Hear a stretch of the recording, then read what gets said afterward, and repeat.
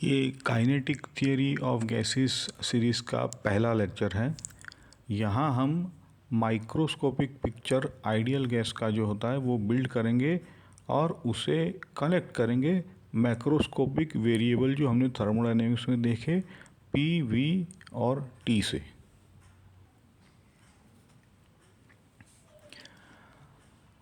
अब हम थर्मोडायनेमिक्स से माइक्रोस्कोपिक पिक्चर पर आ रहे हैं और वही काइनेटिक थियरी ऑफ गैसेस है।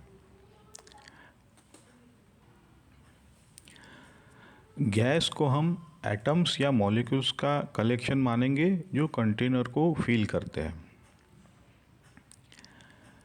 ये वॉल्यूम V जो है वो मॉलिक्यूल को पूरी जगह मिलती है, मतलब एक मॉलिक्यूल हो, दो हो या 1000 मॉलिक्यूल हो, पूरे कंटेनर को वो फिल करते हैं। अब प्रेशर P जो है वो वॉल्स से इलास्टिक कोलिजन की वजह से है। वो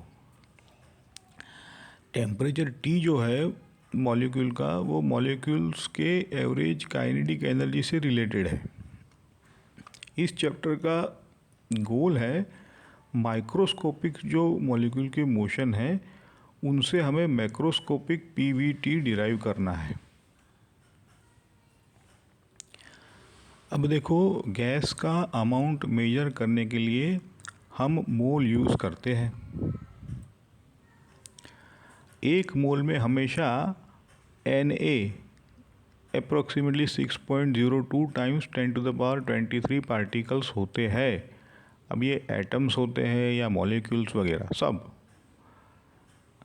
अब मोलर मास होता है एक मोल का मास।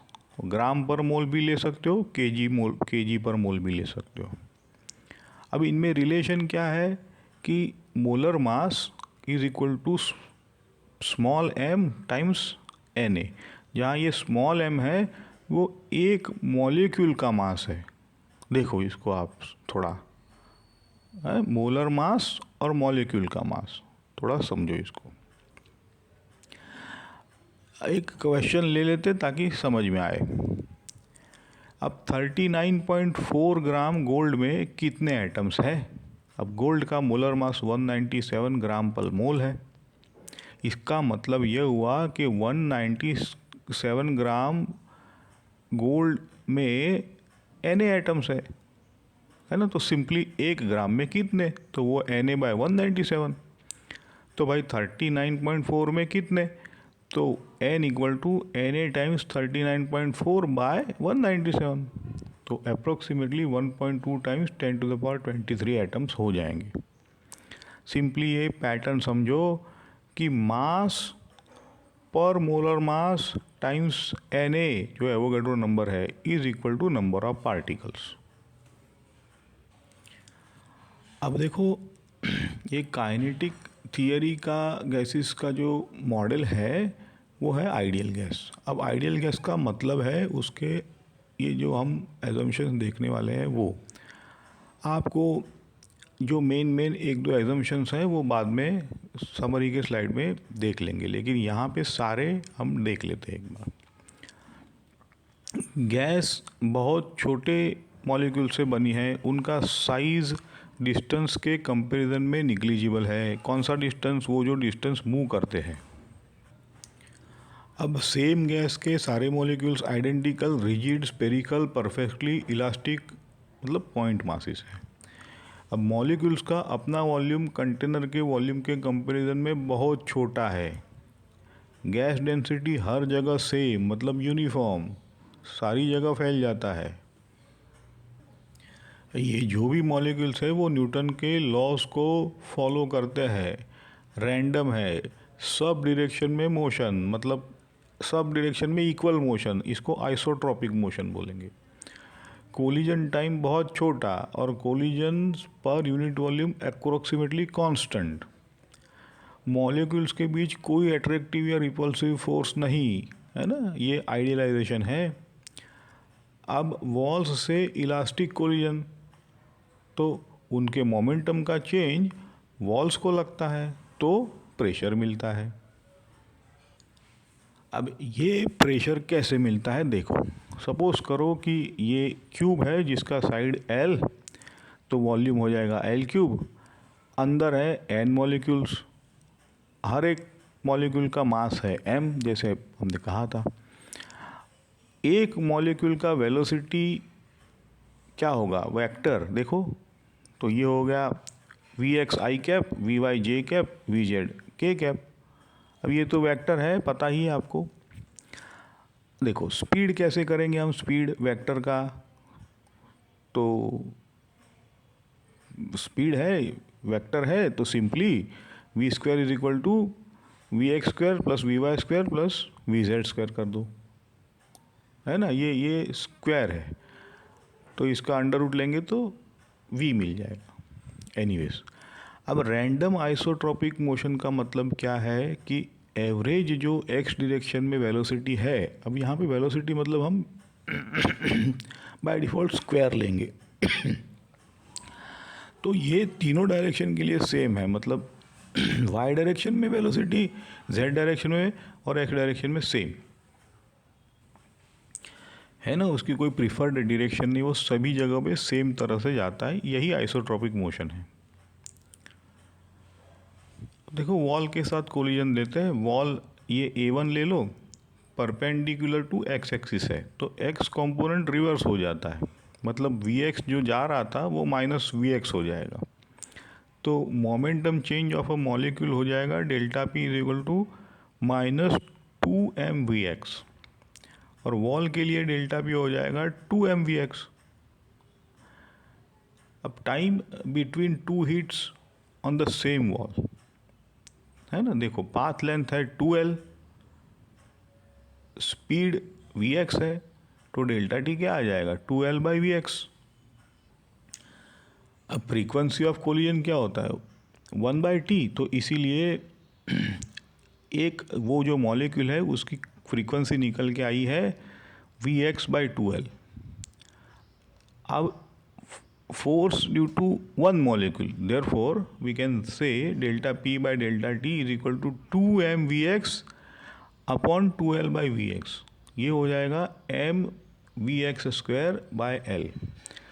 तो ऑल मॉलिक्यूल की वजह से क्या होगा सिंपली, तो ये हो जाएगा m बाय l और सम ऑफ सारे मॉलिक्यूल्स का जो वेलोसिटी है उनका सम करना पड़ेगा,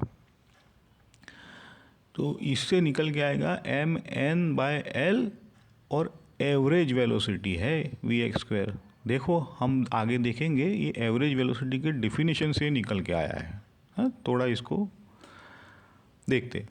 अब एरिया होता है एल स्क्वायर, तो प्रेशर क्या हो गया एफ एक्स बाय ए, तो इसी वजह से प्रेशर आ जाए, प्रेशर तुम्हें मिलेगा एम एन बाई वी, और ये एवरेज वेलोसिटी। हाँ, और हमें पता है कि अगर हम एक पॉइंट पे टोटल वेलोसिटी ले, तो वो तो है x में वेलोसिटी प्लस y में वेलोसिटी प्लस z में वेलोसिटी। आर सिमेट्री से, मतलब आइसोट्रॉपिक मोशन से हमें पता है कि x की वेलोसिटी हम ले सकते हैं 1/3 ऑफ द टोटल वेलोसिटी। देखो, तो इससे फाइनल रिजल्ट आ जाएगा 1/3 of M N by V और वी स्क्वायर। इसी को हम लिखते हैं 1/3 rho V R M S square. देखो जहाँ पे ये रो लिखा है वो है डेंसिटी, डेंसिटी मतलब यहाँ पे एम एन बाय वॉल्यूम हो जाएगा। अब वी आर एम एस जो है वो होती है स्क्वायर रूट ऑफ हमारी वेलोसिटी, जो कि वी स्क्वायर हमने कहा। आगे देखते हैं, बताऊंगा आगे जाने से पहले मैं आपको एक थोड़ा छोटा सा यहाँ कमेंट दे दूँ कि हमें इस में 2-3 फार्मूलाज हैं, उनका इस्तेमाल यहाँ करना आना चाहिए और उनका इंटरप्रिटेशन। ठीक है, तो क्वेश्चंस 2-3 करेंगे तो आपको कंफर्टेबिलिटी हो जाएगी।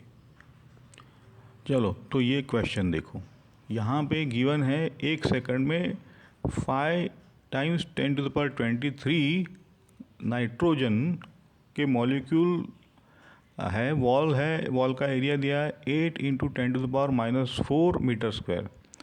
अब ये हेड ऑन कोलिजन करते हैं, स्पीड दी है 300 मीटर पर सेकंड, इलास्टिक कोलिजन दिया है। देखो अब एक मॉलिक्यूल के लिए डेल्टा भी क्या हो जाएगा, 600 मीटर पर सेकंड। अब एवरेज फोर्स कैसे निकालते हैं, हमने वो फॉर्मूला देख लिया है कि n m naught by delta v, n m naught delta v by delta t. तो अब ये सारे जो ऊपर दिए हुए जो नंबर है, इसको आपको प्लग इन करेंगे तो कैलकुलेशन से निकल के आएगा 14 न्यूटन।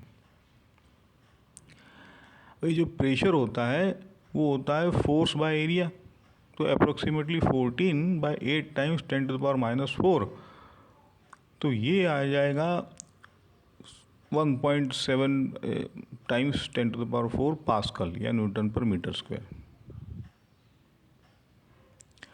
ये बेसिकली ये न्यूमेरिकल माइक्रोस्कोपिक मोमेंटम ट्रांसफ़र से मैक्रोस्कोपिक प्रेशर दिखाता है, जो हमने ऊपर डेरिवेशन किया था। देखो अब यहाँ पे जैसे मैंने कहा था, ये 3 फार्मूलाज हम देखते हैं, इनका फॉर्म याद रखना है, VMP, VAV और VRMS। इसका फॉर्म और इसके जो एग्जाम्पल पूछे जाते हैं वो मैं बता दूंगा। बट यहाँ पे इस स्लाइड में ये कहाँ से आते हैं उसका थोड़ा आइडिया दिया गया है। देखो तो आइडिया ये है कि एक होता है Maxwell Boltzmann distribution of molecular speeds, उसका एक बेल शेप्ड कर्व होता है। तो उस कर्व के पीक पे आप अगर डेरिवेटिव लोगे, उस पीक पे जब भी डेरिवेटिव लोगे तो डेरिवेटिव जहाँ 0 आता है वही स्पीड MP बन जाएगी। देखो MP मतलब मोस्ट प्रोबेबल। अब मोस्ट प्रोबेबल मतलब जहाँ मैक्सिमम मॉलिक्यूल्स मिलते हैं वही तो पीक है। ये जो डिस्ट्रीब्यूशन है उसका ग्राफ देखेंगे तो आपको ये पता चलेगा। दूसरी देख लो एवरेज स्पीड की डेफिनेशन यहाँ पे है ना, वो तो सिंपल है एवरेज स्पीड की डेफिनेशन। और उसके बाद होता है RMS स्पीड। अब RMS स्पीड भी देख लो, उसमें जैसे पहले ये RMS मतलब रूट मीन स्क्वायर, तो पहले स्क्वायर करो, फिर उनका मीन लो, फिर उसका रूट ले लो, तो हमें फॉर्मूला मिल जाएगी। अब देखो ये यहाँ पे प्योर डेरिवेशन, इंटीग्रेशन भारी सा इंटीग्रेशन है, थोड़ा कैलकुलस है, जो कि सिलेबस के आउटसाइड है CBSE के। तो यहाँ हम फाइनल रिलेशंस को ही यूज़ करेंगे। ठीक है, तो यहाँ हमने थोड़ा सा हल्का सा कॉन्सेप्ट और फाइनल रिजल्ट समझ लेते हैं। चलो, तो ये जो हमने जो अगले स्लाइड में जो स्पीड्स देखे थे वो 3 इम्पोर्टेंट स्पीड, जैसे VRMS होता है कि square root of average velocity, फिर VMP होता है स्पीड जिसके पास मैक्सिमम मॉलिक्यूल्स मिलते हैं मोस्ट प्रोबेबल, और V एवरेज जो कि सिंपल एवरेज स्पीड है। अब हम KTG से जो डिराइव्ड फार्मूला है वो देखो कि VRMS होता है √3RT/M। तो यहाँ से हम ये स्क्वायर रूट ऑफ 3KT/m लेंगे। अब ये RT जो है उसको, ये जो यहाँ पे स्मॉल k है वो बोल्ट्जमैन कांस्टेंट है, बाद में देखेंगे, आप सिर्फ इसको यूज़ करना सीखेंगे हम। और VMP जो होता है वो square root of 2RT/M। V average जो होता है वो 8/π/RT/M होता है। इसमें खास बात यह है कि VMP जो होता है वो V एवरेज से कम और V एवरेज VRMS से कम होता है। यहाँ पे ये बात ध्यान रखें। अब देखो वी आर एम एस किससे प्रोपोर्शनल है? तो स्क्वायर रूट ऑफ टी से। जैसे अगर टेम्परेचर डबल कर दो तो आर एम एस क्या हो जाएगा? स्क्वायर रूट ऑफ 2 टाइम्स, है ना। अब v R M s proportional to 1/√m है, तो लाइटर गैसेस का स्मॉल m होने की वजह से स्पीड ज़्यादा होगा। यही चीज़ समझनी है। अब प्रेशर कांस्टेंट रहने से ज़्यादा फ़र्क नहीं है, बिकॉज प्रेशर एंड डेंसिटी साथ चेंज होते हैं। इतना याद रखो कि प्रेशर से ज़्यादा फ़र्क नहीं पड़ेगा इस फॉर्मूला में। चलो यहाँ पे एक क्वेश्चंस देख लो। जैसे 2 मॉलिक्यूल है जिनकी स्पीड दी हुई है 9 × 10⁻⁶ मीटर पर सेकंड, एक की दी है, दूसरे की दी है 1 × 10⁻⁶ मीटर पर सेकंड। तो आरएमएस स्पीड कैसे निकालेंगे? तो जैसे हमने कहा कि square root of v1² plus v2² divide by 2, क्योंकि यहाँ पे 2 मॉलिक्यूल। तो वैल्यूज पुट करके हमें वी आर एम एस मिल जाएगी स्क्वायर रूट ऑफ 41 × 10⁻⁶ मीटर पर सेकंड। अब यहाँ पे दूसरा एग्जांपल, सेम गैस है।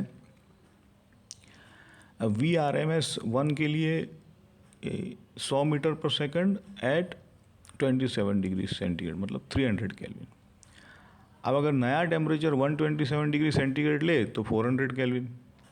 देखो, तो वी आर एम एस तो होता है प्रोपोर्शनल टू स्क्वायर रूट, तो v1/v2 हो जाएगा स्क्वायर रूट ऑफ t1/t2। तो इसी रेशियो से हमें v2 मिल जाएगा 2 टाइम्स 100/√3।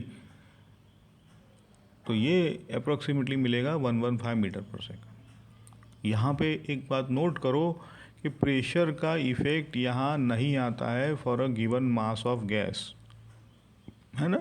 हमें सिर्फ फॉर्मूला से आगे बढ़ना है। अब मास रेशियो देखता है स्पीड इक्वालिटी करके। यहाँ पे एक डायाथर्मिक वॉल है, दोनों साइड सेम है। और डायाथर्मिक मतलब जो हीट ट्रांसफ़र को अलाउ करेगी, मास ट्रांसफ़र को नहीं अलाउ करेगी। एडियाबेटिक के उल्टा है, एडियाबेटिक वॉल है तो हीट ट्रांसफ़र को अलाउ नहीं करेंगी। चलो, तो लेफ़्ट वाला वी आर एम एस हम निकालेंगे 3 kT डिवाइडेड बाय m1, और राइट में वी एवरेज दिया हुआ है 8 kT बाय पाई m2। अब जो हमें गिवन है वो ये है कि v R M s is equal to v average. तो क्या करेंगे इसको, जब ये ऐसा होता है तो स्क्वायर करो और kT को कैंसिल हो जाएगा। तो यहाँ पे मिलेगा 3/m1 is equal to 8 π/m2। यहाँ से मास रेशियो मिलेगा m1/m2 इज इक्वल टू 3 π/8। ये अच्छा कॉन्सेप्चुअल जेई टाइप क्वेश्चन है। एक साइड आरएमएस, दूसरी साइड मीन स्पीड। चलो अब समरी देख लेते हैं, जो पहला लेक्चर है उसकी। एवोगैड्रो नंबर मोल कॉन्सेप्ट से सैंपल साइज मेजर करता है। आइडियल गैस एजम्पशन से हम माइक्रोस्कोपिक मॉडल बनाते हैं। प्रेशर फ्रॉम काइनेटिक थियरी होता है 1/3 rho V R M S square. Molecular speeds के 3 स्टैंडर्ड फार्मूला और उनका टी और एम पर डिपेंडेंस हमने देख लिया। नेक्स्ट लेक्चर में इसी मॉडल से बॉयल्स लॉ, चार्ल्स लॉ वगैरह वगैरह गैस लॉ डिराइव करेंगे, प्लस काइनेटिक एनर्जी और टेम्परेचर में रिलेशन देखेंगे।